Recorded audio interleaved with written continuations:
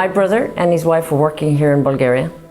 They knew that I had a huge passion for people, and they knew I'd got into counselling from teaching.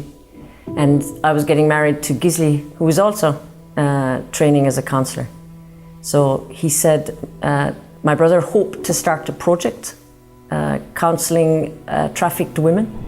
And we thought, great, we can start our marriage. We can start in a country that's foreign to both of us. Let's go. That's how we ended up in Bulgaria. So what has been a learning point in all this is the severeness of how many cultures see abuse and violence as a normal thing. And this has often transformed a lot of people into a very devastating state of mind. I came to work in the orphanage through a lady called Monica, and the orphanage children, they have to leave at 18. So they're very vulnerable to being taken, either it's for prostitution or theft or some sort of forced labour.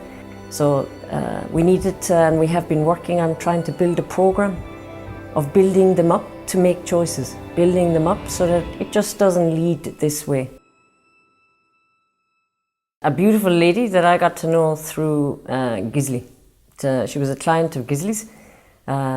She came along to me one time in church and said, I hear what you're doing in the orphanage.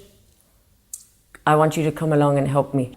It was, during the autumn, it was an extremely awful event.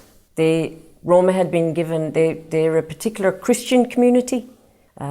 They were given an eviction notice, but they'd been given quite a few eviction notices over the years, and people have threatened them to get out. They came with the bulldozer, and Stoyanka stood in front and said, I have this, you can't bring down the camp. And then they brought down the camp. So it was actually quite hard to watch, because the children were watching, women with small babies were watching. I just thought, this is awful.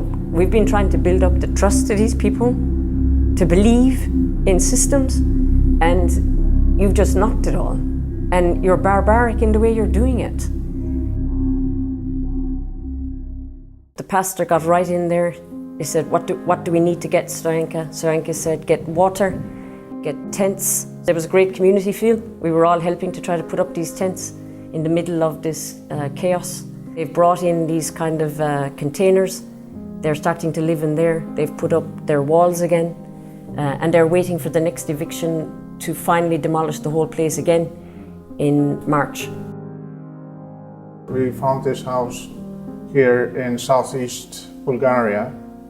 The location is perfect because this is the biggest Roma area in Bulgaria, and this is also the biggest trafficking area in Bulgaria. We want to use this house to train counselors. We want to use this house to teach children, bring them together, love them first and foremost. We want to be able to teach mothers skills. We want to teach people even practical skills, how they can make money. So it is a huge vision, but we believe when God is in it, it's doable.